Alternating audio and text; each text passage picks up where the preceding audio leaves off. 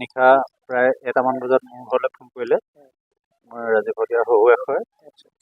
Phone কৰিলত আমাৰ ল'ৰাটো আহি 2টা বজাত ঘৰৰ পৰা ওলাই আহি তেখেতক হস্পিটেললৈ আমাৰ য'ত প্ৰগ্ৰাম আছিলে তাৰ উদ্যোক্তাসকলে পৰিচালনা সমিতিৰ উদ্যোক্তাসকলে আমি মেডিকেল পোৱালেহি। আমি 2টামান বজাত আমাৰ ল'ৰাটো ঘৰৰ পৰা গাড়ী লৈ ওলাই আহিলে। আমি ৰাতিপুৱা আহিছোঁ। আহি আমি প্ৰথমতে ভবা নাছিলোঁ, ভাল হ'ব বুলি ভাবি আছিলোঁ। তাৰপিছত মই কেনেবাকৈ এবাৰ গ'লোঁ, ICU ৰুমত সোমালোঁ। ডক্টৰ ট্ৰিটমেণ্ট কৰি থাকোঁতে মই পালোঁগৈ। চটফটাই থকা দেখি মই তেতিয়া বহুত মনটো দুখ লাগিলে। তাৰ অলপ পিছতে ঠিক আধা ঘণ্টামান পিছতে নাইকিয়া হ'ল। মই কিন্তু সময় মোবাইলত চোৱা নাছিলোঁ। আগতে এনেকুৱা অসুবিধা আছিলে নেকি তেখেতৰ? আগতে তেনেকুৱা অসুবিধা নাই। প্ৰেছাৰটো অকল ল' আছিলে বুলি প্ৰায় প্ৰেছাৰটো চেকআপ কৰি থাকে। আৰু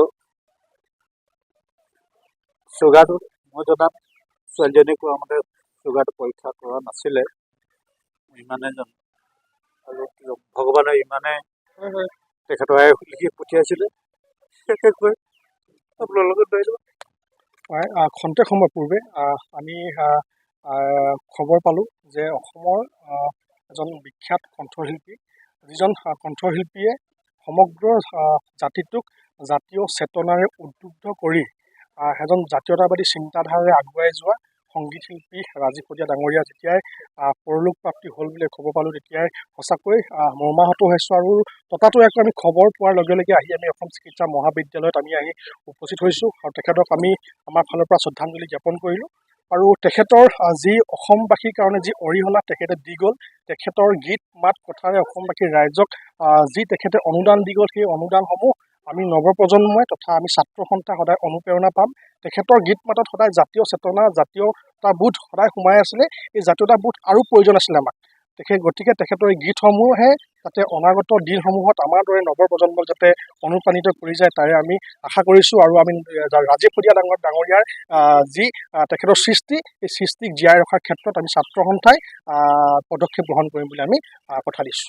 2টা গান গালে।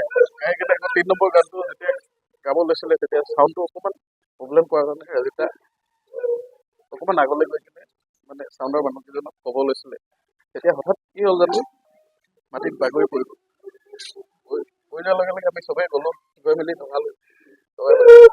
হস্পিটেল লৈ আহিলোঁ। প্ৰথম নিলোঁ ফিল'বাৰী হস্পিটেল, তাৰপৰা ফিল'বাৰীৰ পৰা DC বৰুৱা, ৰূপাই DC বৰুৱা তালৈ DC বৰুৱা এটা ডিব্ৰুগড়লৈ পঠাই দিছিলে। তেতিয়া আহোঁতে ডুমডুমাতে পূৰা চিৰিয়াছ হৈ গৈছিলে। তাৰপিছত আমি আপোনালোকে ইয়ালৈ লৈ আহিলে ডাইৰেক্ট নানিলোঁ। RCMত Tinsukia RC Agarwal nursing home আছে, তাত সোমালোঁ। সোমাওঁতে কৈছে এতিয়া ইমিডিয়েট ডিব্ৰুগড় লৈ যোৱা বুলি কৈছে এপাক। তাৰপিছত হেৰি চেলাইনটো দিছে মানে পাছ নহৈছে মানে টেষ্ট কৰাই। তাৰপিছত ইয়াত পালোঁ। তাৰপিছত পোৱাৰ পিছত ইয়াত কৈছে 99% চান্স নাই বুলি কৈছে, 1% চান্স আছে বুলি কৈছে। আমি আজি এই এটা মৰ্মাহত এটা পৰিৱেশ হৈ আছে অসমত। এই ভোগালীৰ এনেকুৱা এটা সময় যে এনেকুৱা এটা খবৰ পাম আমি কেতিয়াও ভবা নাছিলোঁ। আমি জিলা ছাত্ৰ সন্থাৰ তৰফৰ পৰা আমি আজি মৰ্মবেদনা জ্ঞাপন কৰিবলৈ আমি আহিছোঁ। পৰিয়ালবৰ্গকো লগ কৰিছোঁ। আৰু আমি এটা ধাৰা যে আমাৰ অসমৰ এটা ধাৰা, এটা সংগ্ৰামী ধাৰা আজিকালি নোহোৱা হৈ গ'ল। আমি এনেকুৱা এটা হ'ব বুলি ইমান সোনকালে আমি কেতিয়াও কামনা কৰা নাছিলোঁ। তেওঁৰ পৰা তেওঁৰ সৃষ্টি আজি ইমানতে ৰৈ যাওঁ বুলি আমি কেতিয়াও কামনা কৰা নাছিলোঁ। আৰু আমি তেওঁ য'তেই আছে তেওঁৰ আত্মাৰ আমি সদ্গতি কামনা কৰিছোঁ। আৰু তেওঁ আচলতে আমাৰ উঠি অহা ডেকা প্ৰজন্মৰ মাজত আচলতে জাতীয় চেতনাটো উদ্বুদ্ধ কৰি ৰখা বৰ্তমানৰ এজন শিল্পী আছিলে।